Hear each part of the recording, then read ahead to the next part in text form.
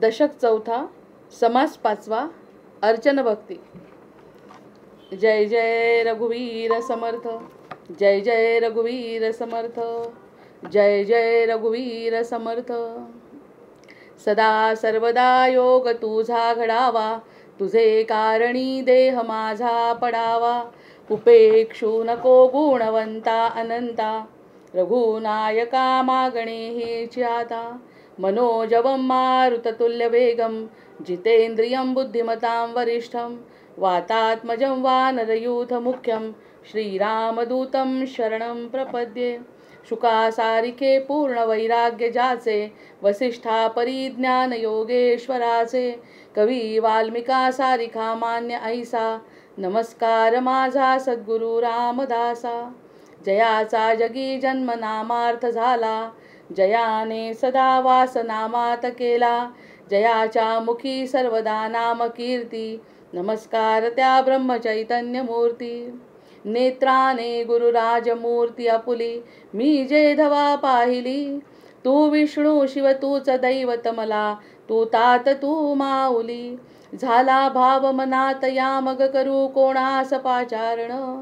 प्रल्हादा गुरुराजया नित तुम्हा, माझे असो वंदन। आज आजोबांची आठवण आली, त्यांच्या नावाने ते ऋषितुल्य व्यक्तिमत्व। ऋषिकल्पम रामभक्तम, गुरुयज्ञेश्वराभिधम।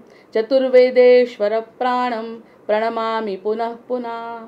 जय जय रघुवीर समर्थ, जय जय रघुवीर समर्थ। गणेश शारदा चैव सद्गुरु सज्जनस्तथा, आराध्य दैवतं गुह्यं सर्वं मे रघुनंदनः। गणेश शारदा सद्गुरु संत सज्जन कुळेश्वरू, सर्व ही माझा रघुवीरू सद्गुरु रूपे श्रीराम। माझे आराध्य दैवत परम गुह्य गुह्यातीत, गुह्यपणाची मात न चले जेथे। यो जातो मरुदंश जोक्षित तले, संबोधयन् सज्जनान् ग्रंथम यो रचयन् सुपुण्यजनकं, श्रीदास बोधाविदम्। यक्कीर्त्या पठणेन सर्वविदुषां, स्वान्तापहारी सदा सोऽयं मुक्तिकरक्षितौ विजयते, श्रीरामदासो गुरुः। मला वाटते अंतरित्वा वसावे, तुझ्या दासबोधासी त्वा बोधवावे। अपत्यापरी पाववी प्रेमग्रासा, महाराजया सद्गुरु रामदासा। ब्रह्मानंदं परमसुखदं, केवलं ज्ञानमूर्तिं। द्वन्द्वातीतं गगनसदृशं, तत्त्वमस्यादिलक्ष्यम्। एकं नित्यं विमलमचलं, सर्वधी साक्षिभूतं। भावातीतं त्रिगुणरहितं, सद्गुरुं तन्नमामि। गुरुर्ब्रह्मा गुरुर्विष्णु गुरुर्देवो महेश्वरः, गुरुः साक्षात् परब्रह्म, तस्मै श्री गुरवे नमः। अनेन प्रियतां देवो भगवान् जानकीपतिः, श्रीरामचंद्र पूर्वेषामस्माकं कुलदैवतं। श्रोता वक्ता श्रीराम समर्थ, जय जय रघुवीर समर्थ, जय जय रघुवीर समर्थ, जय जय रघुवीर समर्थ। अशा पद्धतीने अतिशय कठीण, अतिशय सहज पण अतिशय गोड असा पादसेवन भक्तीचा समास आपला 3-4 दिवसानंतर, 3-4 दिवसांच्या निरूपणानंतर संपला। आणि तो संपत असताना त्यावरती भरपूर विचार, इतका विचार केला की असं वाटलं शंकराचार्यांची मानसपूजा, शंकराचार्यांची मानसपूजा। रत्नैः कल्पितमासनं हिमजलैर्स्नानं च दिव्याम्बरं, नानारत्नविभूषितं मृगमदामोदाङ्कितं चन्दनं। जातिचम्पकबिल्वपत्ररचितं पुष्पं च धूपं तथा, दीपं देवदयानिधे पशुपते हृत्कल्पितं गुह्यतां। संवर्णे नवरत्नखण्डरचिते पात्रे घृतं पायसं, भक्तं पंचप्रयोजनवितं रंभोतवा। अरे चुकलं, आज कसं काय चुकलं नेहमी म्हणणारी। करचरणकृतं वा कायजं कर्मजं वा, श्रवणनयनजं वा मानसं वापराधं। विहितमविहितं वा सर्वमेतत् क्षमस्व, जय जय करुणाब्दे श्री महादेव शंभो। अशी शंकराचार्यांनी जी मानसपूजा केली आहे शंकराची, त्या शंकराच्या मानसपूजेमध्ये कशाचीच गरज नाही, फक्त मनाची गरज आहे। अशा प्रकारची ती मानसपूजा म्हणजे पादसेवन भक्ती. त्याचा आपण थोडक्यात परामर्श असा या मानसपूजेद्वारे किंवा देह देव पाठ हृदय संपुष्ट मध्ये गुरुमूर्ती बैसविली, प्रेमाचं हे पाणी प्रक्षाळिले तुझा आत्मस्वरूपे सद्गुरुराज, भाव केला गंध भक्तीच्या अक्षता वाहिल्या अच्युता श्री गुरुसी, मन केला मोगरा चित्त केली शेवंती सत्वाच्या तुळशी अर्पियला, जाळुनी क्रोधधूप उजळुनी ज्ञानदीप ओवाळू स्वरूप अविनाश, त्रिगुणात्मक वाण केले समर्पण इच्छेसी भोजन अर्पियले, तुका म्हणे सेवा देवा भावे एका पंचप्राण सखा गुरुराव. मग अशा प्रकाराने जर दोन मनस पूजा झाली गुरुरायांची तर ती पादसेवन भक्ती. आता सुरू होते दशक चौथा समास पाचवा अर्चन भक्ती. आता अर्चन भक्ती म्हटल्यावर त्याच्यातही पुन्हा आपण दोन भाग घ्यायला हरकत नाही. अर्चन भक्तीसाठी सुद्धा दोन भागामध्ये आपण निरूपण करू शकतो. परमात्म्याची ओळख होण्याकरता आपल्याला परमात्म्याची जर ओळख करायची असेल तर आपल्याला देहाच्या पलीकडे विचार करावा लागतो. परमात्मा आहे तो शेवटी आत्मा आणि परमात्मा. मग आत्मा आहे तर आत्म्याचा विचार आपल्याला जर समजत नसेल, आत्मा जर आतमध्ये असेल, आत्मा जर आपल्याला दृष्टीला दिसत नसेल किंवा जाणवत नसेल, तरीही त्या परमात्म्याकडे जर जायचं असेल तर आत्म्यापेक्षा मोठा आहे ही जरी जाणीव झाली तरच आपण परमात्म्याकडे पोहोचू शकतो. म्हणजे देहाच्या पलीकडचा विचार केला तर अर्चन भक्तीमध्ये दोन भाग आहे, पुन्हा स्थूल आणि सूक्ष्म.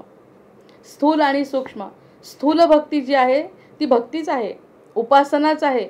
पण उपासना असताना सुद्धा तिला स्थूल म्हटलंय कारण की त्या स्थूलामध्ये इथेच घेतलेल्या वस्तू आपण त्यांना अर्चन भक्तीद्वारे वाहत असतो.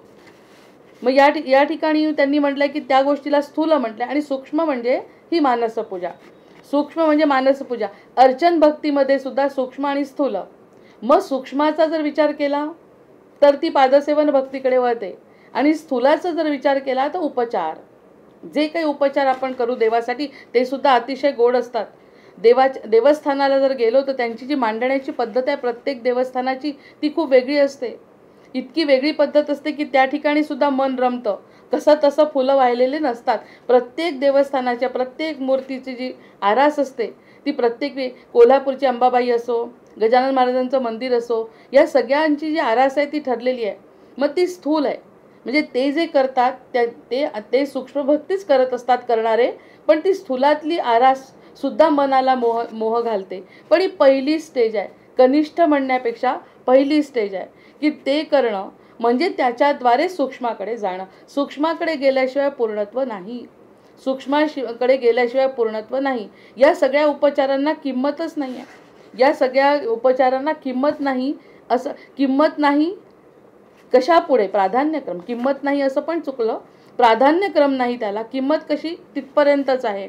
मग त्याच्या पुढे ती किंमत नाही. नालम द्विजत्वम देवत्व ऋषित्वम वासुरात्मजाः प्रीणनाय मुकुंदस्य न वृत्तम न बहुज्ञता न दानम न तपोनेज्या न शौचम न व्रतानि च प्रियते मलया भक्त्या हरिरन्यत विडंबनम. विडंबन आहे ते. दयते ये यक्षरक्षांसी स्त्रिय शूद्रा वजौकसः खगा मृगा पापजीवा संती ह्यच्युततां गताः. आता हे जर कळलं आपल्याला की फक्त ब्राह्मण, देवता किंवा ऋषीगण किंवा हे सगळे सदाचार्यांनी वागणारे किंवा विविध ज्ञान संपन्न, हे सगळ्याचा एकत्र अर्थ आहे. कारण निरूपण आपल्याला दासबोधावर करायचं आहे.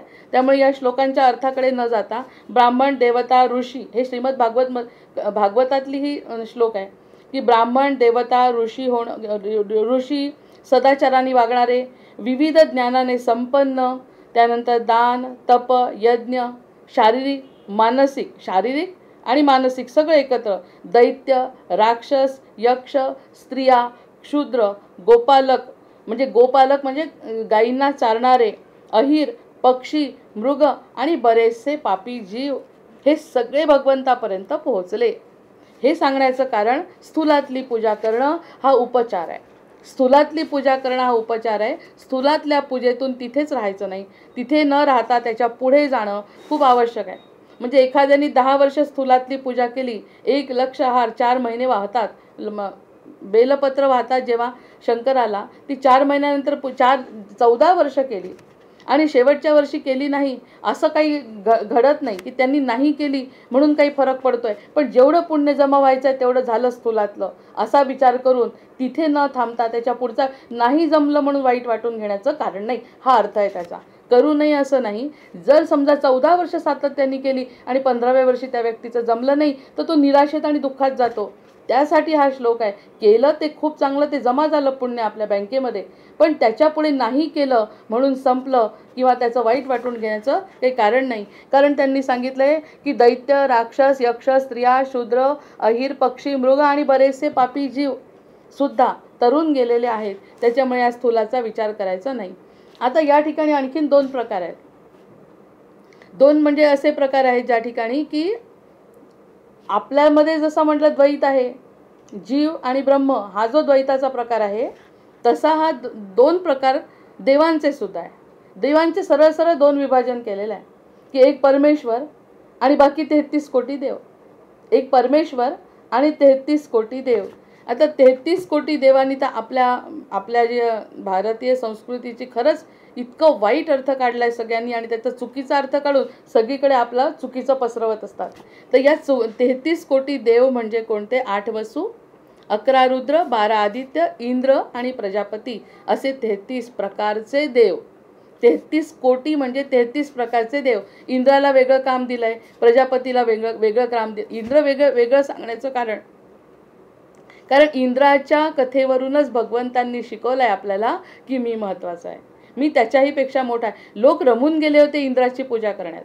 मग इंद्राची पूजा करण्यात रमले तरी त्यांनी सांगितलं की मी त्याच्या पावसापासून वाचवू शकतो, तो जो कहर करतोय त्याच्यापासून वाचवणारा मी आहे, माझ्या पुढे कोणीच नाही. त्यामुळे त्यांनी इंद्राची जेव्हा हे सुरू झालंय, पाऊस जेव्हा सुरू झालाय, गोवर्धनाची लीला केली आहे आणि त्या गोवर्धनाखाली गोवर्धन करंगळीवर धरलाय. हे सगळ्यांनी पाहिलंय. गोकुळातल्या करंगळीवर धरून जे लोक माझ्यासोबत येतील, जे लोक माझ्यासोबत असतील ते या प्रकोपापासून वाचतील, बाकी सगळ्यांना या प्रकोपाचा त्रास होणार आहे. म्हणजे इंद्राही पेक्षा मोठा कोण झाला? भगवंत झाला. तसंच आता त्यांनी म्हटलंय की 8 प्रकारचे वसु, दिशांचे त्यांनी त्यांचे डिपार्टमेंट देऊन टाकले आणि बिनचूक भ्रष्टाचार न करता हे सगळे आपापले काम करत असतात. मग त्यांना त्यांच्या प्रमाणात महत्त्व आहे. मला पैसा हवा आहे, देवीची आराधना केली, देवी पैसा देते, पण देवी पैसा दिली हा तिचा एक 33 कोटी प्रकारातला भाग आहे. 33 कोटी प्रकार जे सांगितले, जे मागतोय ते देणारी धन्वंतरी आहे, आपलं आरोग्य सुधारणारी. त्याच्यानंतर वसु रुद्र आहे, रुद्राची आराधना करून गंडांतर टळतात, तब्येतीला बरं असतं. या सगळे आदित्य, इंद्र आणि प्रजापती हे सगळे देव आहेतच. देवाची साधना करायचीच आहे. मग ज्यांनी देवाची साधना केली ती अर्धवट आहे म्हणतात. मग अर्चन भक्तीला मग आपण वरच्या दर्जावर विचार करून आपण त्याचं निरूपण करू शकतो. तशी अर्चन भक्ती त्यांनी कनिष्ठ दर्जाची का म्हटली? कारण देवांची उपासना केली तर देव शेवटी सत्वगुण जास्त असलेली व्यक्ती आहेत. आपण जसं पशूंपेक्षा आपण बरे आणि आपल्यापेक्षा देव बरे अशा प्रकारचे त्यांच्यामध्ये सत्वगुण जास्त आहे, पुण्य जास्त आहे. त्यामुळे स्वर्गात राहणारे देव आणि त्यांना अतिशय मोठं डिपार्टमेंट दिलं आहे. त्या सगळ्या गोष्टींमुळे त्यांच्या प्राप्तीसाठी केली जाणारी पूजा ही स्थूलातच नाही का जाणार? कारण तिथे जाऊन आपल्याला पूर्ण प्राप्ती होतच नाही आहे. जे आपल्याला पाहिजे, जे आपलं कल्याण आहे, आपल्या कल्याणाची प्राप्ती त्या ठिकाणी होत नाही. त्यामुळे या 2 प्रकारच्या पूजा आहेत. मग याचा अर्थ प्रत्येकाने असा का मध्ये मध्ये तर असं झालंय सगळेजण की गरीब घराण्यातली आली आणि IAS ऑफिसर झाली मुलगी, गरीब घराण्यातली आली आणि डॉक्टर झाली. याचा अर्थ गरीब व्हावं का? अजिबात नाही. चुकीचा अर्थ त्या ठिकाणी असा जातो, गरीब आहे तरी ती असं करते, गरीब आहे तरी. पण श्रीमंत करत नाहीत का? श्रीमंतही करतात. म्हणजे पूजा करू नये असं म्हणत नाही, पूजा न करता सुद्धा प्राप्ती होते हा त्यातला महत्त्वाचा अर्थ आहे. गरीब आहे तरी ती शिकली, इतका त्या गरीबाचा मग असं मनात यायला लागलं हळूहळू की गरीबच व्हावं का गड्या? गरीब होणं इतकं ते फोकस करतात त्या गोष्टीवर की गरीब व्हा, गरीब व्हा. गरीब झालं तरी सुद्धा ती मुलगी, पण त्या गरीबातली एकच शिकली ना, गरीबातली एक शिकली. पण त्यामुळे म्हणताना काय म्हटलं की गरीब असली तरी सुद्धा ती एवढी मोठी ऑफिसर झाली. म्हणजे याचा अर्थ गरिबी महत्त्वाची आहे का तिचं होण्यासाठी? असा अर्थ निघतो. तसं पूजा करू नका, पूजेपेक्षा ते सांग. याचा अर्थ पूजा करू नका असं नाही. गरिबी आणि श्रीमंती हा वेगळा भाग आहे. ती मुलगी मोठी झाली हे महत्त्वाचं आहे. ती मोठी IAS ऑफिसर झाली, हा महत्त्वाचा मुद्दा प्रसारमाध्यमांनी दाखवण्यापेक्षा गरिबीला फोकस करतात. तसं पूजा करू नये, मी जर असं म्हटलं की पूजा ही कनिष्ठ, तर लागलीच म्हणतात की पूजा कनिष्ठ, मग आम्ही करायची नाही का? असा अर्थ अजिबात नाही. पूजा हे साधन आहे. साध्यापर्यंत जाण्यासाठी पूजा हे साधन आहे. काय पुढे साध्य जर आपल्याला स्पष्ट झालं की कोणत्या ठिकाणी आपल्याला नाही दिलं, नाही त्याला काहीतरी, त्याला काही वाटत नाही, आणि दिल्यानंतर तिथपर्यंत पोचतं ही जाणीव झाल्यानंतर ह्या उपचार मागे राहतात. इतपतच मला बोलायचं. आता जे दासबोध ऐकतायत, जे इतके वयस्क आहेत, त्यांना थोडंसं जरी ज्ञान असेल तर चुकीचा अर्थ यातून अजिबात निघणार नाही. गरिबीवर फोकस करणे जसं आहे तसं पूजा न करणे यावर फोकस अजिबात नाही. ज्यांना जे आवडतं ते करताय, ज्यांना जे आवडतं आहे. कारण प्रत्येकाची प्रकृती वेगळी आहे. प्रत्येक आपण 3 गुणांनी बनलेला आहे. त्या गुणाला कोणाला सचोटीने करणं आवडतं, कोणाला नर्मदा परिक्रमेमध्ये देव भेटत नाहीत का? पण आपण जायचं ठरवलं तर आपण जाऊ शकतो का? प्रत्येकाची प्रवृत्ती वेगळी आहे. खूप इच्छा असते, 6 महिन्याची नाही, मनात येतं 3.5 वर्षाची करावी. कशाला 6 महिन्याची? होत आहे का आपल्याच्याने? नाही होत आहे. मग ह्या गोष्टीला महत्त्व किती आहे? त्याला मिळाली, मग त्याच मार्गाने मला मिळेल असं काही नाही. बोलण्याचा उद्देश हा असतो समर्थांच्या निरूपणाचा की ज्या गोष्टीला महत्त्व द्यायला पाहिजे ती कनिष्ठ आणि उच्च असं काही नसतं. आत्मकल्याण हे एकच तत्र सत्य आहे. त्या सत्यापर्यंत जाण्याच्या मार्गातला हा थोडा अडथळा आहे. त्यामध्ये जर मन रमलं, तर घरातून मन त्याच्यातच रमत राहिलं तर प्रत्यक्षात मला आनंदही मिळत असला, कंबर दुखली तरी पूजा करायची, या इतपत जातात ते. मुलं उपाशी झोपतात तरी सोहळ्यातली बाई त्यांना खायला देत नाही. हा जो विपर्यास होतो या गोष्टींचा, त्यावरती आपला आक्षेप आहे. कनिष्ठ आणि उच्च. मग हा म्हटलं त्यांनी की यामध्ये जे जे उत्तम आहे ते सगळं अर्पण करावं असं जर वाटलं, जो आपण काल विचार केला तो सगळा विचार दुसऱ्या सूक्ष्मामध्ये येतो. मग यामध्ये याच्यावरती जास्त चर्चा करण्याचं काय? पादसेवन भक्ती जर पूर्ण झालं असेल तर अर्चन भक्तीवरती ह्याच्यापेक्षा वेगळं निरूपण करण्याची आता गरज नाही. तेही पुन्हा 2 भक्ती आहे. कनिष्ठ म्हणण्यापेक्षा अडथळा येऊ शकते, कारण त्या ठिकाणी माणसाला ना पटकन एखाद्या ठिकाणी गुंतून राहायची सवय असते. हे केल्यामुळे मग त्याचा अभिमान, मी इतकं केलं मग त्या मानाने म्हणून ती कनिष्ठ दर्जाची. प्रत्यक्षात आपण काही केलंच नाही तर आपल्याला त्याचा अभिमान होण्याचा प्रश्न नाही, आणि मनाने त्याच्याशी योग जर साधला तर ती सूक्ष्म भक्ती होते, आणि तिला सुद्धा अर्चन भक्ती म्हटलेलं आहे. अर्चन म्हणजे पूजा. अर्चन म्हणजे पूजा. मग पूजा स्थूलातही होऊ शकते, पूजा सूक्ष्मातही होऊ शकते. मी अंधार झोपून जरी राहिली, तब्येत बरी नसली तरी माझी पूजा सुरू राहू शकते, नामस्मरण सुरू राहू शकतं.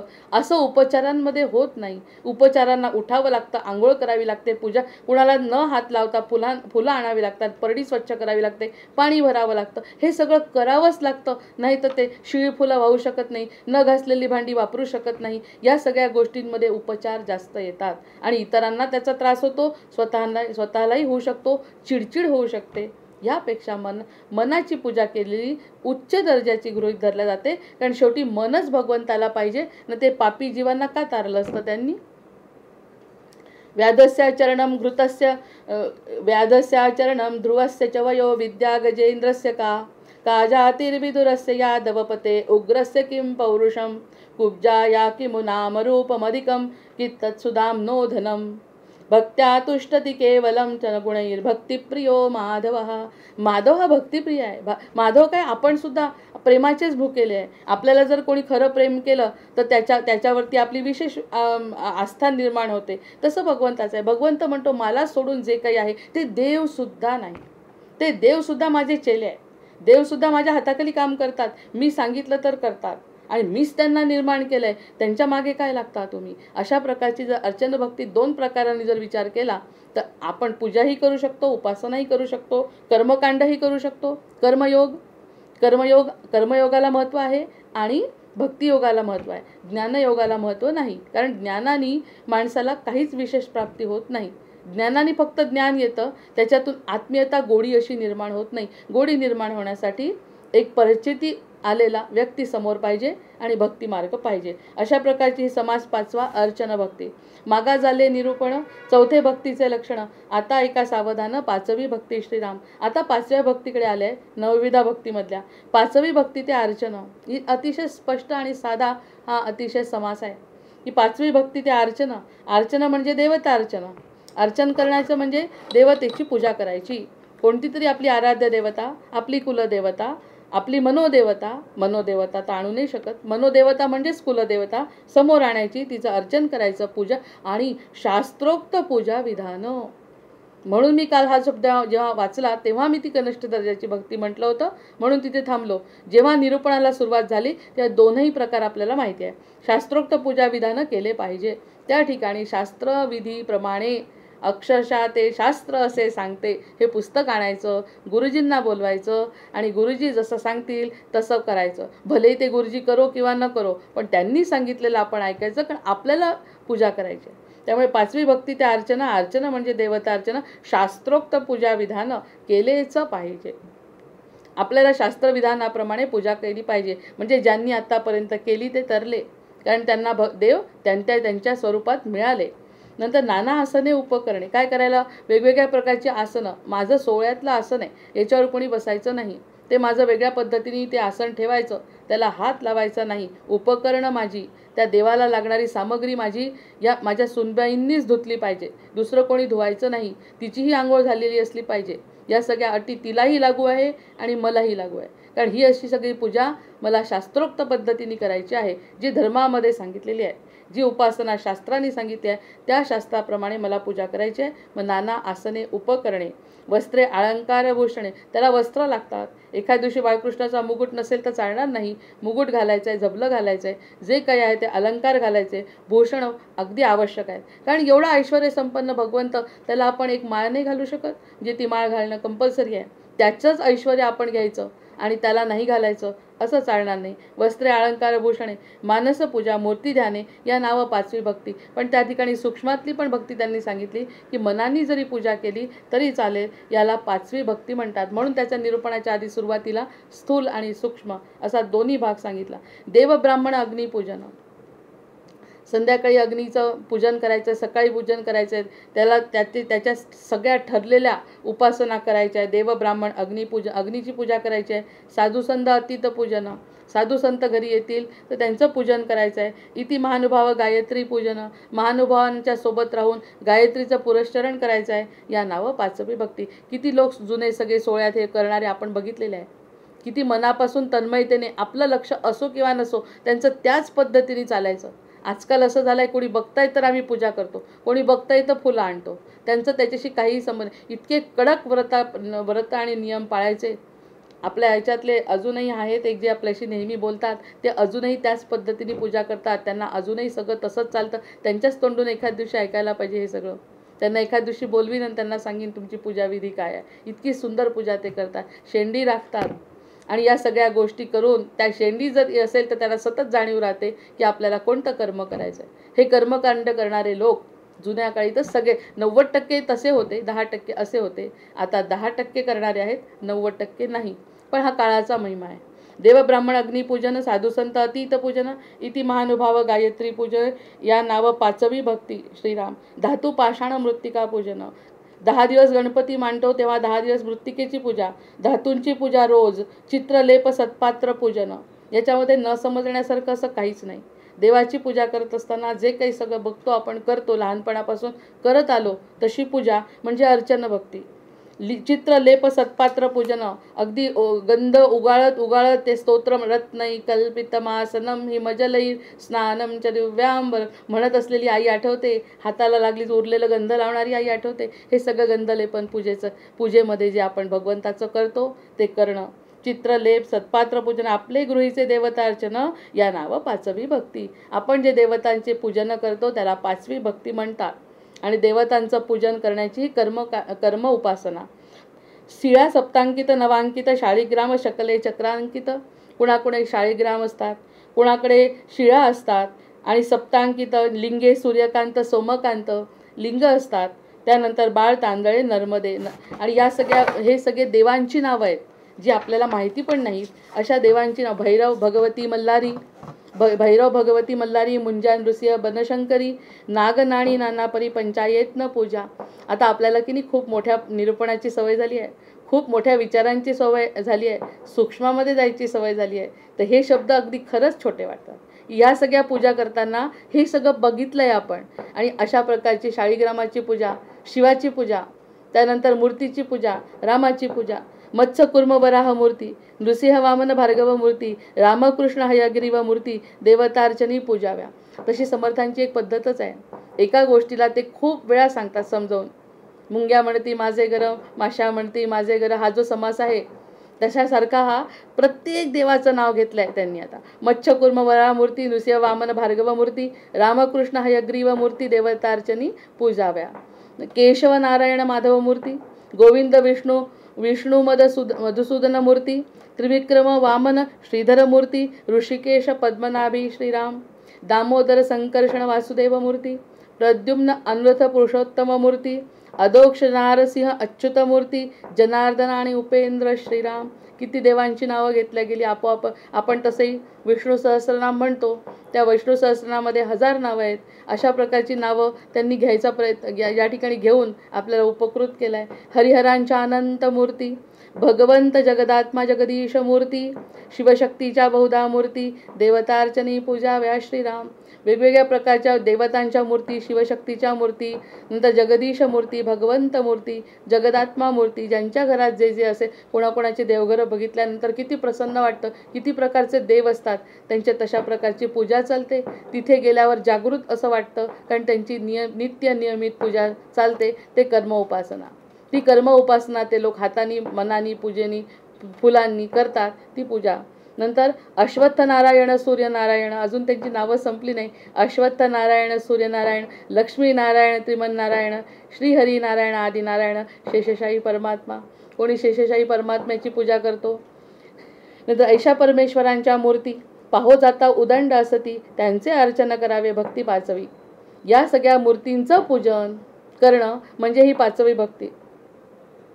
रामकृष्ण परमहंसांची ती गोष्ट आहे. त्या ठिकाणी विवेकानंद त्यांना म्हणाले की तुम्ही मला पूजा करतोय मी. त्यांना कर्मकांडावर त्यांचा कमी विश्वास होता, पण तरीही त्यांनी सांगितलं, समजा एखादी मूर्तीचं कॅलेंडर तुम्हाला दिसलं किंवा फोटो दिसला तर तुम्ही त्याच्यावर पाय नाही ठेवू शकत.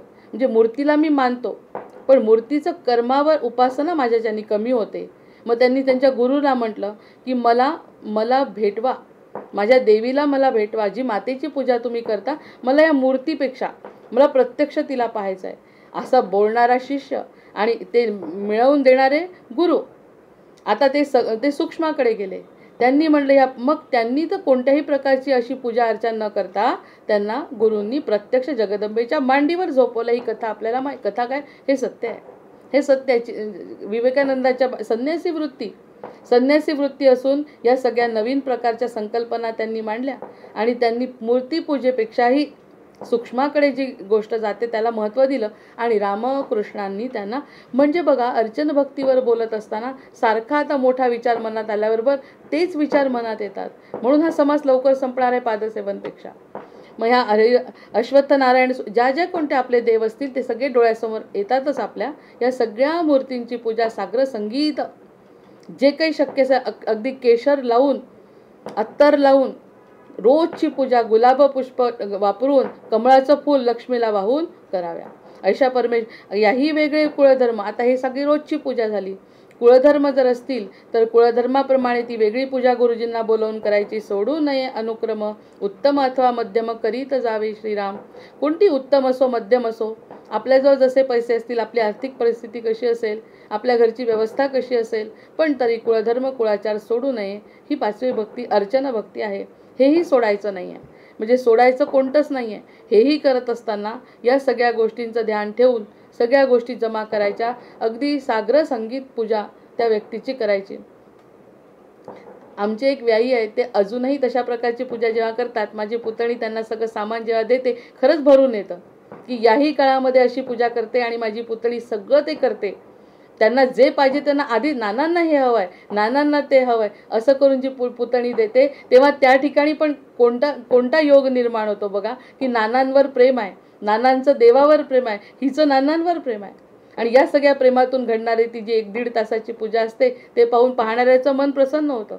मग ही उपासना आहे, कर्म उपासना आहे. नानांना हे आवडतं म्हणत असताना नानांना अच्युत आवडत असतो वरचा, म्हणजे सारखी ती साखळी पूर्ण होते. कारण ही साखळी पूर्ण महत्त्वाची होणं आवश्यक आहे. उपासना मार्गामध्ये, कर्म मार्गामध्ये साखळी पूर्ण होणं आवश्यक आहे. कारण इतरांनी जर त्याला नावं ठेवली तर त्या गोष्टीला तितकं महत्त्व राहत नाही. ही जेव्हा साखळी 3 पिढ्यांची पाहतो तेव्हा ती उपासना फलित झाली असं म्हणायला हरकत नाही. ते त्यांचं पुण्य आहे. याही वेगळे कुळधर्म सांडू नये अनुक्रम उत्तम अथवा मध्यम करीत जावे श्रीराम. जाकमाता मायराणी या वेगवेगळ्या देव्या आहेत. आता जाकमाता लहान मुलांची वेगळी, बाळा बगुळा मानविणी, पूजा मांगिणी जोगिणी कुळधर्मे करावी. कुणाला बरं नाही या मुलाला तर मांगिणी जोगिणी ज्या काही जुन्या काळी परंपरा होत्या त्या सगळ्या पूर्ण कराव्या. त्यांना त्यांना तसा तसा मान द्यावा आणि ते कुळधर्मामध्ये ते सगळं येतं. नाना तीर्थक्षेत्रास जावे. ते चला मग समर्थ आज्ञा झालेली दिसते तर मग आपल्याला तीर्थालाही जायला मिळत आहे, त्याचा वेगळा आनंद आहे. नाना तीर्थक्षेत्रास जावे, तेथे त्या देवांचे पूजन करावे, नाना उपचारी अर्चावे परमेश्वरासी. त्या ठिकाणी सुद्धा त्यातलंच पाणी घेऊन त्यालाच अर्घ्य द्यायचं सकाळी उठून ओले त्यांनी, हे पण करावं. पंचामृते गंधाक्षते पुष्पे परिमळ द्रव्ये बहुते धूपदीप असंख्याते निरांजने कापुराची. आठवा समर्थ कशी पूजा करत असतील. समर्थ उभे आहेत मारुतीरायांच्या समोर, त्यांचं आराध्य दैवत मारुती आणि त्याची पूजा करताना किती आरत्या लिहिल्या आहेत त्यांनी. दर शनिवारी एक त्यांची आरती म्हणायला पाहिजे. 11 मारुतींची आरती त्यांची माझ्याजवळ लिहिलेली आहे. शनिवारी आपलं जेव्हा असतं ना त्यावेळी खरंच त्यांची आरती म्हणायला पाहिजे. दासबोधाच्या दिवशी दर शनिवारी एक असे 11 मारुतींची, 11 वेगवेगळ्या ज्या ऐकल्या नाही आहेत बरेचदा, फक्त आपण भीमरूपी ऐकतो. त्यांच्या 11 मारुतींच्या आरत्या प्रत्येक वेळी पूजेच्या वेळी त्यांना त्या सुचलेल्या अशा त्या आरत्या म्हणाव्या मनापासून. हे निरांजनानी आरती करायची. धूपदीप असंख्याते परिमळ द्रव्ये बहुते पुष्पे पंचामृते गंधाक्षते, जे शक्य आहे घरामध्ये सगळं करायचं, त्यांच्यासाठी अर्पण करायचं. नाना खाद्य नैवेद्य सुंदर, नाना फळे तांबूल प्रकार, खायचे प्रकार नैवेद्य दाखवायचा आहे, तांबूल दाखवायचा आहे, फळं द्यायचे. दक्षिणा नाना अलंकार दिव्यांबरे बनमाळा, त्यांच्या गळ्यामध्ये माळा घालायच्या आहे, दक्षिणा ठेवायची, त्यांना दिल्याशिवाय खायचं नाही, त्यांची साग्रसंगीत पूजा करायची. सिबिका छत्रे सुखासने, आणि त्यांना सुखासन छान गादी घालायची, त्या गादीवरती त्यांना लोड द्यायचा. थंडी आली की त्यांना स्वेटर घालायचं. हे जे मोठ्या मोठ्या देवळांमध्ये ते सगळं उपचारांमध्ये येते की त्यांच्याकडे बघून आपल्यालाही वाटतं खरंच आम्हाला थंडी वाजत होती, त्यांनाही वाजत असेल. त्यांना तशा प्रकारचे वस्त्र अलंकार घालतात. छत्र, डोक्यावरती छत्र असतात. माही मेघडंबरे सूर्यापाने, दिंड्या पताका निशाणे, टाळ घोळ मृदांग, आणि हे सगळं आणायचं. टाळ घोळ मृदांग किती गोड आहे. त्यानंतर त्यांच्यावरती छत्रसामर, दिंड्या पताका लावायच्या घराला, आणि या सगळ्या जसं देवळामध्ये करतात तसं सजवायचं देवाला. त्यांची एक वेगळी खोलीच असते देवांची. त्या खोलीमध्ये गेलं की प्रसन्न सुगंध, वेगवेगळे फोटो, त्याच्यानंतर त्यांची मूर्ती, त्यांची ती झालेली पूजा, त्यांचा तो चंदनाचा सुगंध, हे सगळं वातावरण निर्मिती करते आणि त्या ठिकाणी पवित्र असं वातावरण निर्माण होतं. ते सगळं करावं. मेघडंबरी, पैसा आहे ना आपल्याजवळ त्यांनीच दिलेला, हे सगळं उपासना करायची त्यांची. त्या सगळ्या पूजेनी मन कसं प्रसन्न त्या व्यक्तीचंही होतं आणि त्याचा सकारात्मक परिणाम इतरांवरही होतो. ही कर्म उपासना. सिबिका छत्रे सुख, हे सगळं दिसतंय स्पष्ट. आणि ते जे काय करतात, मनाने मी छत्रचामर दिलं कुणाला दिसणार आहे, त्यामुळे माझा आनंद फक्त माझ्यामध्ये राहील. पण उपासना जे करतात त्यांच्या इतरांवरही त्याचा परिणाम खूप खोल होतो. त्यामुळे आपल्यासोबत इतरांचाही फायदा त्या ठिकाणी दिसतो निश्चितच. नाना वाद्य नाना उत्सव, आजोबा म्हणतायत म्हणून उत्सव होणार आहे, आजोबा होत आहेत म्हणून पादुकांचं पूजन आहे, आजोबा येतात म्हणून पंचामृती स्नान घालतायत, त्याचं तीर्थ सगळेजण घेत आहेत. घरामधले सगळं वातावरण बदलून जात आहे. सगळ्यांनी तीर्थ घ्यायचं आहे, सगळ्यांनी नैवेद्य करायचं आहे, सगळ्यांनी एकत्र जेवायचं आहे. ही सगळी उपासना, ही सगळी उपासना कर्म उपासना अर्चन भक्तीमध्ये येते. हे सगळं जे करतो आहे ते सगळं आधी भगवंताला अर्पण आहे आणि नंतर त्याचं त्यांनी खाल्लेलं प्रसाद म्हणून आपलं पूर्ण कुटुंब खातंय. ही कर्म उपासना. नाना वाद्य नाना उत्सव, नाना भक्त समुदाय, गाती हरिदास सद्भाव, लागला भगवंती. आणि त्यामुळे सगळ्यांना वाटतं हा व्यक्ती भगवंती लागला, असंच वाटतं ना. मोकळ्या मनाने राहिला, हातात माळ नाही, कोणत्याही प्रकारची उपासना नाही, कर्मकांड नाही, तर मग म्हणतील हा भगवंताचं काही नाही, हा तर मॉडर्न आहे, वेगळाच आहे.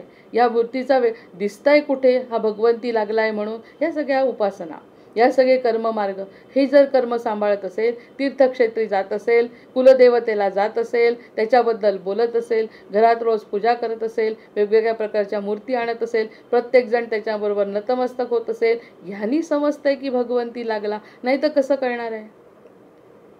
कळण्याचा मार्गच नाही की हा भगवंती लागलाय म्हणून, पूजा करतोय म्हणून. पूजा केल्याने भगवंत यांच्या घरात आहे, हे धार्मिक वृत्तीचे लोक आहेत हे कळतं. त्यासाठी उपासना कर्ममार्ग दोन्ही प्रकारांनी फायद्याचा होतो. आपल्याला समाधान मिळतंय, इतरांवरती सकारात्मक परिणाम होतोय आणि सगळ्यांना समजतं की हे भक्ती मार्गाचं घर आहे. वापी कूपे सरोवरे, त्यानंतर वापी कूप इतरांना पाणी देण्यासाठी, पाण्यासारखं पुण्य नाही देण्याचं, जीवन म्हणतात पाण्याला. मग सरोवर, कूप, वापी, नाना देवालय शिखरे, देवालयांना शिखरांसाठी दान द्यावं, त्यांच्यासाठी सभामंडपासाठी दान द्यावं. नंतर राजांगणे मनोहरे वृंदावने भुहरी, वृंदावन घरी असावं आणि वृंदावनाची रोज पूजा करावी, सकाळ संध्याकाळ दिवा लावावा. हे सगळे कर्ममार्ग करणारा व्यक्ती धार्मिक म्हणवला जातो. मठ मंडळ धर्मशाळा, देवद्वारी पडशाळा, नाना उपकरणे नक्षत्रमाळा, नाना वस्त्रसामग्री, वेगवेगळ्या प्रकारची वस्त्रसामग्री, वेगवेगळ्या ऋतूतली वस्त्रसामग्री, त्यानंतर त्यांना पंखे काय लावतात, त्यांना हीटर काय लावतात, हे सगळं त्यांच्या मनात. आपल्याला जरी हसू येत असलं की अरे यांना काय देवाला हीटर, पण ते सगुण समजतातच ना त्याला, की तिथे प्रत्यक्ष देव बसला आहे. अशा पद्धतीने जर त्यांनी विचार केला तर आपल्याला गरमी झाली तर त्याला गरमी होते. अशा पद्धतीने ते एकत्व साधून त्याला कूलर लावतात, त्याला पंखा लावतात, गरमी झाली हीटर लावतात, थंडी वाजली, हे सगळे उपचार हे करतात. आणि त्यामुळे तो व्यक्ती त्या भगवंताचा आहे, त्या रूपामध्ये त्यांनी त्याला स्वतःला सामावून घेतलाय हे वाटतं. नाना पडदे मंडप चांदोवे, नाना रत्नघोष लोंबती बरवे, नाना देवाळी समर्पावे, हस्ती घोडे शक्कटे. सगळं दान करायचं. हत्ती घोडे जुन्या काळासारखे देवालयाला दान करावी, देवालयाचं वैभव वाढवावं. असा देवालयाला दान करणारा व्यक्ती केव्हाही देवालयात जाऊ शकतो. देवालयातल्या लोकांनाही कळतं की हा धार्मिक आहे, हा भक्त आहे, याला हे भगवंताचं वैभव वाढवायचं आहे. त्यांनी दिलेलं वैभव तो भगवंताला अशा पद्धतीने देतो आणि सगळ्यांना कळतं की हा भक्त आहे. अलंकार आणि अलंकार पात्रे, द्रव्य आणि द्रव्य पात्रे, अन्नोदक आणि अन्नोदक पात्रे, नाना प्रकारची. तिथे जो भंडारखाना असतो त्या ठिकाणी वेगवेगळ्या प्रकारची पात्र देतो. म्हणजे सर्व प्रकारची सेवा तो देवाची करतो. देवाला जिथे जिथे म्हणून त्याला करता येईल देवासाठी ते सगळं तो करतो. आपण आता देवासाठी ते आवश्यक आहे का हा मुद्दा नाही. त्याला वाटतं हे देव समजून तो जे देतोय त्यामुळे ते तिथपर्यंत पोचतं. कारण शेवटी मनाचा विचार आहे. जे मनाने विचार करतो तसंच घडतं. त्याच्यामुळे त्यांनी मनाला दिलेलं ते भगवंतापर्यंत पोचतं. शुक शारिका मयोरे, बदके चक्रवाके चकोरे, कोकिळाची तळे सामरे, देवाळी समर्पावी. वेगवेगळ्या प्रकारचे प्राणी, गाय म्हशी ह्या सगळ्या देवालयाला समर्पित करावी. ही कर्म उपासना. सुगंध मृगी आणि मार्जारे, गाई म्हैसी वृषभ वानरे, नाना पदार्थ आणि लेकोरे, देवाळी समर्पावी. देवालयामध्ये ह्या सगळ्या प्राण्यांना तिथे द्यावं. काया वाचा आणि मने. आता तिसऱ्यांदा म्हटलंय काया वाचा आणि मने. स्वतःही कष्ट करावे, वाचेनी कष्ट करावे आणि मनही त्या ठिकाणी लावावं. चित्ते वित्ते जीवे प्राणे, सद्भावे भगवंत अर्चने, या नावा अर्चना भक्ती. सगळ्या दृष्टीने भगवंताशी एकरूप होऊन हे कर्तव्य करणे, हे कर्म करणे, शास्त्राप्रमाणे देवब्राह्मणांच्या साक्षीने देवांना बोलवून या सगळ्या गोष्टी आणि भगवंताचं ऐश्वर वाढवणे, हे जर करत असेल याला अर्चना भक्ती म्हणतात. ऐसेचे सद्गुरूचे भजन. आणि या व्यतिरिक्त सद्गुरूचं भजन जर तो करत असेल, करून असावे अनन्य. त्याचं भजन करायचं. आणि मी काही तुझ्यापेक्षा वेगळा नाही, तू आणि मी काही वेगळा नाही, मी जे भजन करतोय ते करत असल्यामुळे मला आनंद होतोय, अशा प्रकारचं सद्गुरूचं भजन करायचं. या नाव भगवत भजन पाचवी भक्ती. भगवंताचं भजन म्हणजे सद्गुरूचं भजन आहे. गुरुवारी जे आपण सद्गुरूंचं भजन करतो गुरुचा वार म्हणून, तर त्या गुरुचं केलेलं भजन म्हणजे म्हणे ते पाचवी भक्ती आहे. भगवत भजन ही पाचवी भक्ती. ऐसी पूजा न घडे बरवी. असं जर झालं नाही तर शेवटी त्यांनी 2 प्रकार सांगून दिले. हे सगळं प्रत्येकाला खरंच तेव्हा त्यांनी जुन्या काळी जमत होतं, त्यामुळे त्यांना ते वाटलं नाही काही की हे करायलाच पाहिजे. 90% लोक करत होते. 10% राक्षसी वृत्तीचे आणि वाईट विचारांचे लोक होते, फक्त ते पूजा करत नव्हते. पण ते समर्थांना दूरदृष्टी होती. दूरदृष्टी असल्यामुळेच त्यांनी एवढं मोठं भागवतातलं सार काढून आपल्यासाठी दिलंय. भगवद्गीतेमध्ये कृष्णाने सार काढून दिलाय. पुढची दृष्टी त्यांना माहिती आहे की कलियुगामध्ये काय होणार आहे. तर त्यांनी सांगितलं ऐसी पूजा न घडे बरवी. असं जर पूजा घडली नाही तर वाईट वाटून घेऊ नका. पहिल्यांदा स्वतःला पश्चाताप होतो, आपण हे करू शकत नाही. कारण पूर्वापार झालेली परंपरा, हे आमचे देव असे कसे ठेवायचे, हे आमच्या देवांजवळ आता द्यायला माझ्याजवळ काही नाही, हा कुळाचार मी करू शकत नाही, पैसे नाही, आर्थिक परिस्थिती नाही, शारीरिक सामर्थ्य नाही, असं जेव्हा होतं, शांत बसा. स्वतःला त्रास करून घेऊ नका. ऐसी पूजा न घडे बरवी, तरी मानस पूजा करावी. मग त्याला कोणती अडचण आहे? मानसपूजा करावी, मानसपूजा अगत्य व्हावी परमेश्वराशी. मानसपूजा जी आहे ती बाकी अगत्याने करावी, कारण त्याला न विसरता ह्या सगळ्या गोष्टी करायच्या. मने भगवंताचं पूजावे, मनाने भगवंताचं पूजन करायचं. कल्पून सर्वही समर्पावे. आता याच्यावर बोलण्याची गरजच नाही. मनामध्ये कल्पना करायची आणि तो कल्पना तशी करून ते सगळं त्या मनाने समर्पित करायचं. पण कसं करावं लागेल, त्याला अगदी अनन्यता पाहिजे. त्या ठिकाणी दुजाभाव नको. हे सगळं मी तुझ्यासाठी, हे तुझ्यामुळे घडले, हे तुझ्यासाठी नाही केले, अशा प्रकारची जी राम म्हणतायत तशा प्रकारचं काहीही माझ्या स्वतःचं काहीच नाही, द्यायचं ते पूर्ण तुला दिलं तर ते एक वेळा घेतलेलं नाम सुद्धा आपल्याला तारून नेऊ शकतं. मानसपूजेचे जाणावे लक्षण ऐसे, हे मानसपूजेचं लक्षण आहे. मानसपूजा, मग आम्ही मानसपूजा करतो जसं शवासनाच्या बाबतीत लोक करतात. सगळी आसनं केल्यावर शवासन फक्त 2 मिनटं झोपायसाठी असतं. 2 मिनटं आराम करा. शवासन म्हणजे थोडा आराम करा की पुन्हा तुम्ही फ्रेश व्हा. शवासन म्हणजे झोपून जातात. मग मानसपूजा म्हटली तर मानसपूजा चालू आहे, म्हणजे करायचं काहीच नाही, उपचारही करायचे नाही आणि मानसपूजाही करायचे नाही, हा मधला पर्याय काढतात. आम्ही मानसपूजा चालली आहे, झोपला मी समाधीत आहे, झोपायचं आणि म्हणायचं मी समाधी, घोरायला लागतात थोड्या वेळाने. ह्या गोष्टींना अर्थ नाही. मानसपूजेचे जाणावे लक्षण ऐसे. जर त्यांनी एवढे मोठे कष्ट केले, तुम्ही एवढा मोठा योग साधना केली, त्यानंतर शवासनामध्ये जाऊन 5 मिनटं आपल्या देहाला, आपल्या मनाला आराम द्यायचा आहे, त्यावेळी झोपून जातात आणि म्हणतात आमचं शवासन सुरू आहे. मग हा जो विपर्यास होतो तो अपेक्षित नाही. कारण आता आपल्याला जे काही करायचं आहे ना, ते सगळं मनापासून करायचं आहे, कुणाला दाखवायसाठी करायचं नाही. मग त्यामुळे मानसपूजेचं पहिलं लक्षण हे आहे की जे काही आहे ते मनापासून केलं गेलं पाहिजे. नाहीतर मी मानसपूजा करतो म्हणून ही पण पूजा नाही, ती पण पूजा नाही, म्हणजे काहीच नाही हातात. असं जर केलं तर पुन्हा आपला युटर्न घेऊन पुनरपि जननम पुनरपि मरणम करावं लागणार आहे. याची स्पष्ट कल्पना आपल्याला आता आलेली आहे.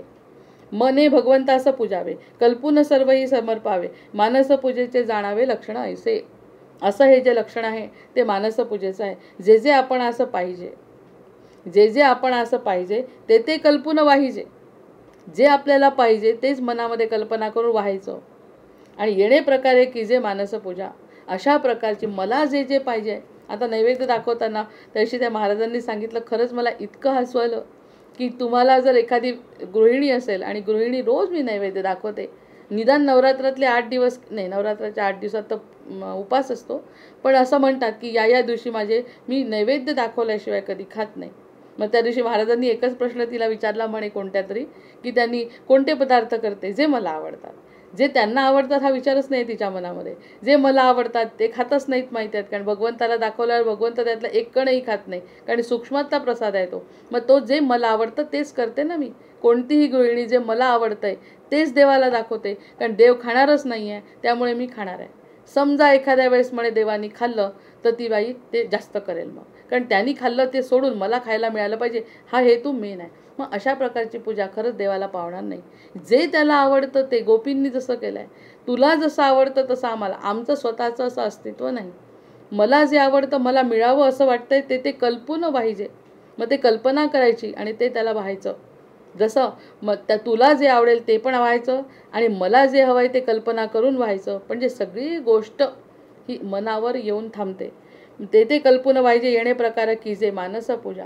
आणि या प्रकारची ही जी मानसपूजा करावी, एक तर पूर्ण साग्र संगीत पूजा करावी. साग्र संगीत पूजेसाठी जर वाचायला बसलं तर कमीत कमी 10 ते 15 कागद भरून त्यांची ते लिस्टच असते मोठी, आणि त्याप्रमाणे सगळं म्हणायचं, त्याप्रमाणे आवाहन करायचं. त्यानंतर मध्यपूजा, त्याच्यानंतर शेवटची पूजा, नंतर सकाळची पूजा वेगळी, दुपारची पूजा वेगळी, संध्याकाळची पूजा वेगळी, मग तो अग्नी.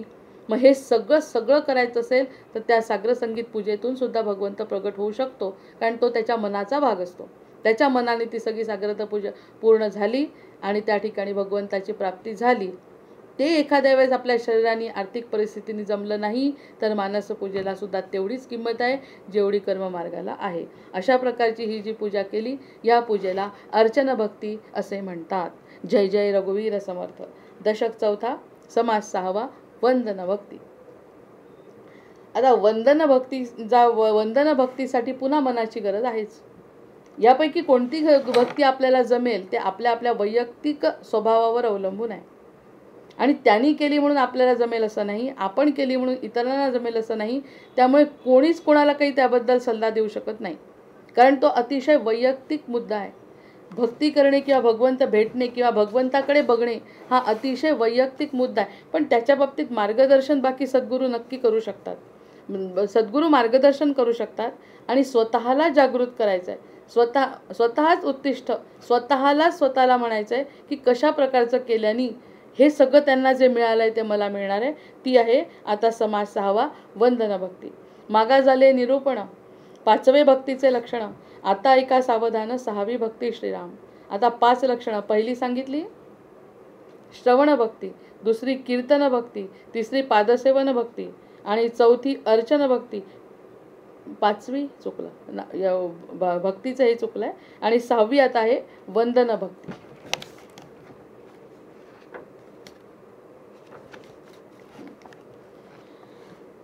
सहावी भक्ती ते वंदन करावे देवासी नमन.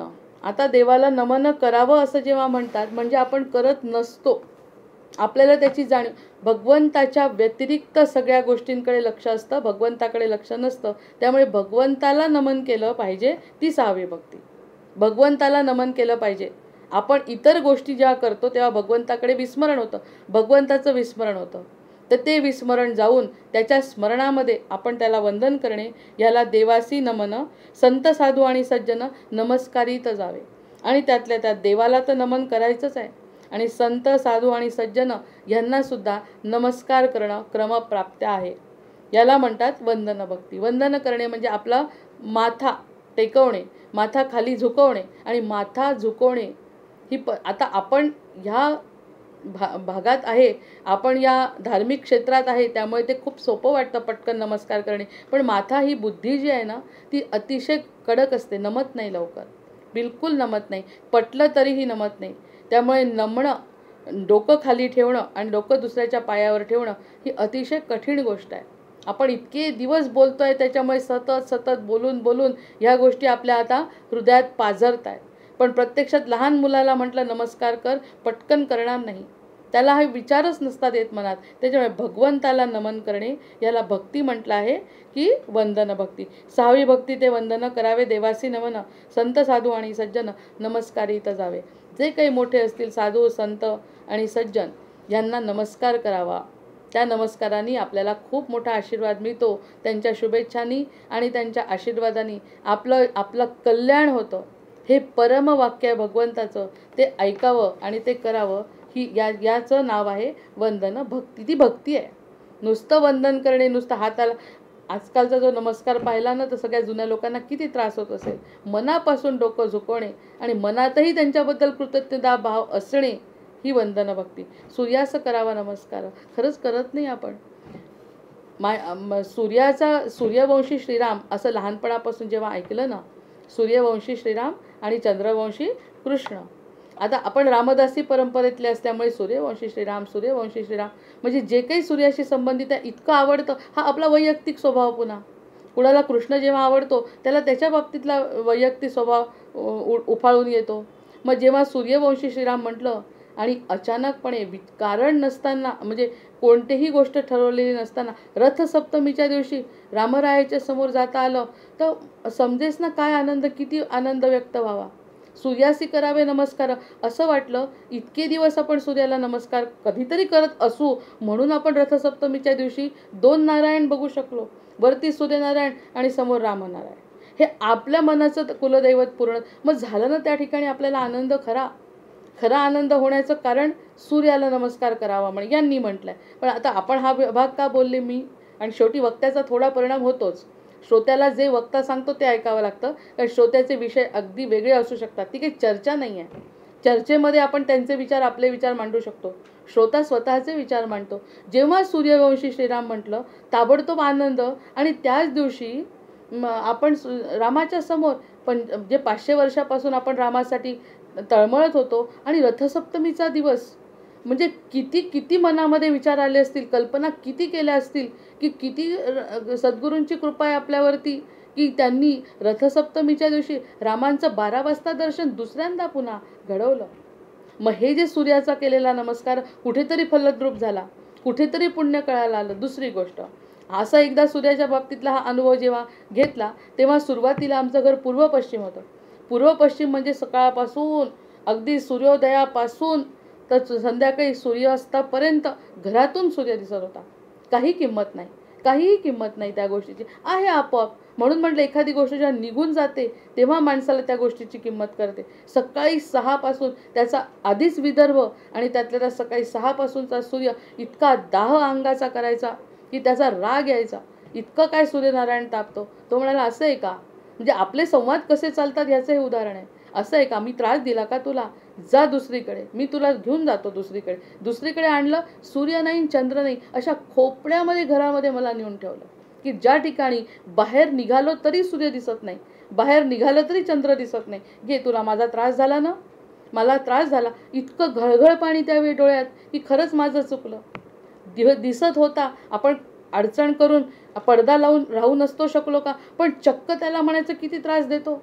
इतका त्रास की त्याला टीन लावा रे, हे करा रे, किती सूर्य त्रास देतो. दिवसभर सकाळी 6 पासून रात्री 6 पर्यंत जायचंच नाही कधी, आणि त्याला तर कधी विश्रामच नाही. इतक्या मनातल्या मनात किती त्रास आहे, किती त्रास आहे, किती.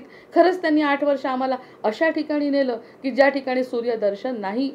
म्हणजे उन्हाळ्यामध्ये आम्ही एसीत राहिल्यासारखं, कारण अंधार किट्ट घरामध्ये जाऊन पाहू शकतो आपण अशी परिस्थिती. कारण आम्ही ते जेव्हा घर घेतलं त्यावेळी असं इन्व्हेस्टमेंट म्हणून घेतलेलं होतं की आपल्याला काही तिथे राहायचं नाही, पण देवानी त्यासाठीच आम्हाला 8 वर्ष तिथे ठेवलं आणि कळलं की सूर्याची किती किंमत आहे. तब्येत बिघडायला लागली, मन जीव तळमळायला लागला की सूर्य दिसत नाही, मग कसं करायचं. मग असं केल्याबरोबर पुन्हा भगवंताला कीव आली. असं घर दिलंय की दिवसभर उजेड आणि दिवसभर सूर्यनारायण पुन्हा, पण त्रास देत नाही. असा सूर्य दिसतो की ज्या ठिकाणी सूर्याचा प्रकाश आहे पण दाह नाही. परीक्षा कठोर घेतली की असं आहे का, तू वाईट म्हणते का, तुला सगळं दाखवून दे. हे अशा प्रकारचे आत्मसंवाद आपलं जे कुलदैवत आहे त्यासाठी होऊ शकतात. प्रत्येकाचा हा अनुभव वेगवेगळा असू शकतो. असे संवाद झाल्यावर सूर्य दिसतो, चंद्र दिसतो, गादीवरून चंद्र दिसतो. ज्या ठिकाणी 8 वर्ष जेव्हा अरे मला सूर्य नाही, मला चंद्र नाही, अशी तळमळ आस जेव्हा लागली तेव्हा झोप तू तुझ्या समोर येऊन उभा राहतो. अशा प्रकारे जसं आपण म्हणतो ना, तुकाराम महाराज बोलायचे, जनाबाई बोलायच्या, आपणही सूर्यचंद्राशी बोलू शकतो. हा अनुभव आपण घेऊ शकतो. ही अर्चन भक्ती आहे, मग वंदन भक्ती आहे. ही केलं असेल कधीतरी म्हणून म्हणजे आनंदही खूप झाला, दुःखही खूप झालं आणि आता स्थिर आहे की काही नाही. आपला सूर्यनारायण म्हणजे रघुवंशी श्रीरामांचाच आहे. 2 नारायण एकत्र भेटले, आपलं जीवन सार्थक झालं. क्षण पकडला. त्या अमृतकणामध्ये ते एक कवितेची भर पडली. दारी तुझ्या आले आणले गेले रे, अशी कविता रामाच्या समोर स्फुरली. या सगळ्या गोष्टींचा अनुभव जर घेतला तर ती वंदन भक्ती आहे. म्हणजे कधी ना कधी तो परीक्षा खूप घेतो. मला वाईट म्हणते का, मग तुला वाईट, मी नसताना काय होतं ते दाखवतो. आता मी आहे, आता आल्याबरोबर किती आनंद आहे. म्हणजे कोणतीही गोष्ट हिरावून घेणे हे त्याला फार चांगलं जमतं भगवंताला, आणि ते सगळं भक्तासाठीच करत असतो. भक्ताला आपल्याकडे ओढण्यासाठीच करत असतो. दुसरं काही त्याचं आपल्या कल्याणाच्या व्यतिरिक्त त्याच्या मनात काहीच नसतं. कारण आपल्या प्रारब्धाच्या बाबतीत तो काही करत नाही. तो कशी परीक्षा घेतो या परीक्षेचं वैयक्तिक उदाहरण आणि शेवटी मार्गदर्शन असतं. हे सगळी जी चर्चा असते ती मार्गदर्शन. हा म्हणजे असं मग पुन्हा सूर्याच्याच मागे लागायचं, चंद्र, असा अर्थ त्याच्यातून नाही काढायचा की सूर्य आणि चंद्र हा विषय नाही आहे. जे आपलं मन चिंतन करतं, जे आपण बोलतो ते या क्षणी भोगावं लागतं. पाप आणि पुण्य हे असं किती वाईट म्हटलं त्याला की तो निघूनच गेला जीवनातून. 8 वर्ष 1 दिवस नाही. आणि शेवटी त्याला म्हटलं 1 दिवसही मी या घरात आता राहू अतिशय सुंदर घर आहे ते सुद्धा, 1 दिवसही मी राहू शकत नाही. अगदी 5व्या दिवशी नवीन घर मिळालं. म्हणजे जेव्हा अति तळमळ लागते त्या नवीन घर मिळालं म्हणजे सूर्याचं दर्शन झालं, चंद्राचं दर्शन झालं, चंद्र घरी आला. या सगळ्या ज्या घटना घडतात त्याला म्हटलं सूर्यासी करावे नमस्कार. मग असा जर सूर्यासी नमस्कार केला, ज्या सूर्याच्या कुळामध्ये रामचंद्र आहेत, मग अशांना नमस्कार करावे. मग ही जी मानस पूजा चालते ना, त्या अर्चन भक्तीपेक्षाही पुढे जातो आपण.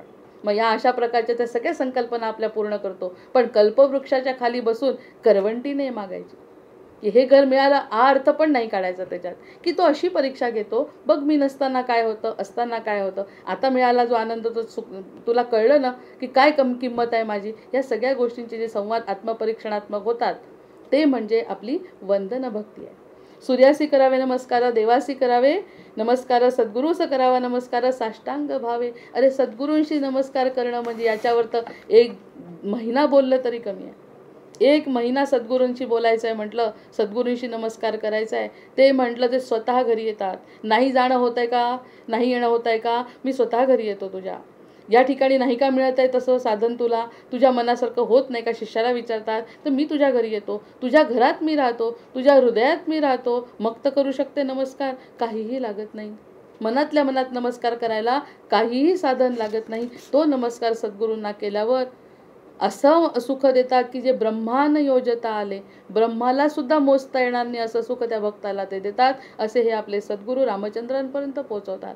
आणि म्हणूनच या सगळ्या घटना जीवनामध्ये घडतात. भैरव भगवती साष्टांग नमस्काराचा अधिकारू, साष्टांग नमस्कार अधिकारू, नाना प्रतिमा देवगुरु, अन्यत्र नमनाचा विचारू, अधिकारे करावा. एक आता अटही टाकून दिली समर्थांनी, की ते म्हणतात की अधिकार जसा असेल त्याप्रमाणे कुणालाही येऊन जाऊन कुणालाही नमस्कार करावा, पण तो जो मन जे लावतोय ना आपल्या सद्गुरूंशी तसा नाही काय. त्याच्यासाठी एक मी मामांना उदाहरण विचारलं होतं, माझ्या मामांना, की कृष्ण तर जास्त मोठा वाटतो, पूर्ण स्वरूप आहे, मग आपल्या रामापेक्षा मोठा नाही का. असं म्हटल्यावर त्यांनी सांगितलं, राम आपला आई आहे आणि कृष्ण मावशी आहे. मग राम आई आहे तर आईचं प्रेम आहे, मावशीचंही प्रेम आहे. पण आपले सद्गुरू रामाची उपासना करतात. रामाची उपासना केल्यामुळे त्यांनी आधीच खूप पुढे गेलेले आहेत रामाच्या बाबतीत. त्यांचे सगळी साधना आपल्याला मिळते, त्यांचे आशीर्वाद मिळतात, लवकर पुढे जातो. कृष्णाचा जर गुरु असेल कोणी तर त्या कृष्णांच्या कडे त्यांना तो फायदा होतो. दोघंही सारखेच आहे, ते विष्णूचेच दोन्ही अवतार आहे. मनातल्या शंका काढा आणि इतरांना नमस्कार करू नका.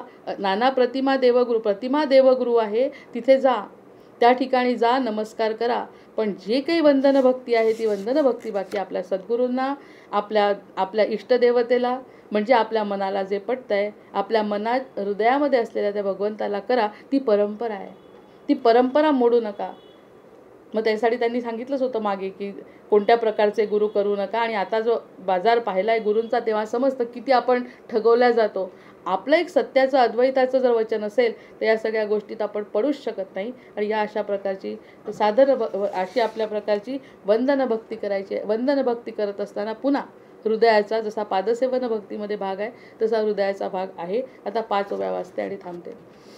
साष्टांग नमस्काराचा अधिकारू, नाना प्रतिमा देवगुरु, अन्यत्र नमनाचा विचारू, अधिकारे करावे. श्रीराम 56 कोटी वसुमती, मध्ये विष्णुमूर्ती असती, तयास नमस्कार प्रीती, साष्टांग घालावे. श्रीराम पशुपती श्रीपती आणि गभस्ती, त्यांच्या दर्शने दोष जाती, तैसाची नमावा मारुती, नित्यनेम विशेष. श्रीराम शंकर शेषशायीच, मार्तंडो मारुतिस्तथा, एतेषां दर्शनं पुण्यं नित्यनेमे विशेषतः. भक्तज्ञानी आणि वीतरागी, महानुभाव तापसी योगी, सत्पात्रे देखोनी वेगी, नमस्कार घालावे. श्रीराम वेदज्ञ शास्त्रज्ञ आणि सर्वज्ञ, पंडित पुराणिक आणि विद्वज्जन, याज्ञिक वैदिक पवित्र जन, नमस्कारित जावे. श्रीराम जय जय रघुवीर समर्थ, जय जय रघुवीर समर्थ. मीच म्हणते आहे शेवटचा. झाले साधनाचे फळ, संसार झाला सफळ.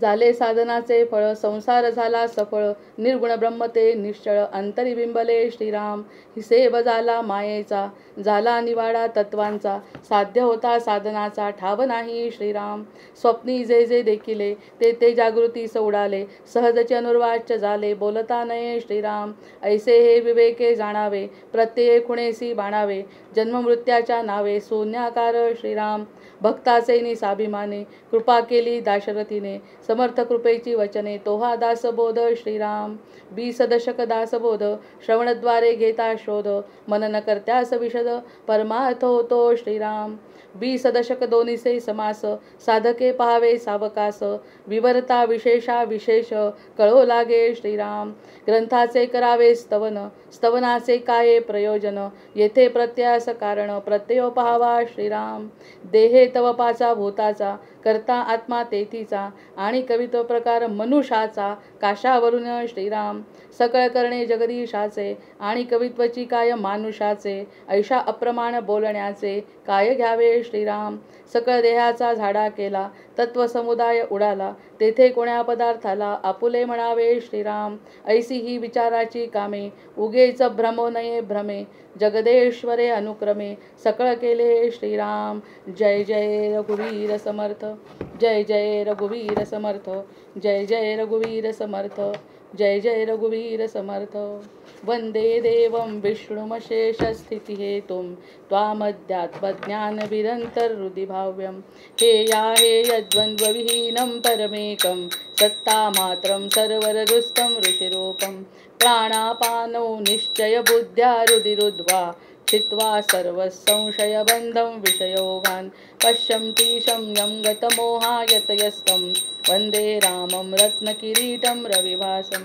मायातीतं माधवमाद्यं जगदारीं मानातीतं मोहविनाशं मुनिवन्द्यं योगिद्धेयं योगविधानं परिपूर्णं वन्दे रामं रञ्जितलोकं रमणीयं भावाभावप्रत्ययहीनं भवमुख्यैर्योगासक्तैरर्चितपादाम्बुजयुग्मं नित्यं शुद्धं बुद्धिमनन्तं प्रणवाक्यं वन्दे रामं वीरमशेषासुरधावं त्वं मे नाथो नाथितकार्याखिलकारी मानारीतो माधवरूपोऽखिलधारी भक्त्यागम्यो भावितरूपो भवहारी योगाभ्यासैर्भावितचेतः त्वामद्यन्तं लोकततीनां परमीशं लोकानां नवलौकिकमानैरुदिगम्यं भक्तिश्रद्धा भावसमेतैर्भजनीयं वन्दे रामं सुन्दरमिन्दिवरनीलं को वा ज्ञातुं त्वामतिमानं गतमानं मानासक्तो माधवशक्तो मुनिमान्यं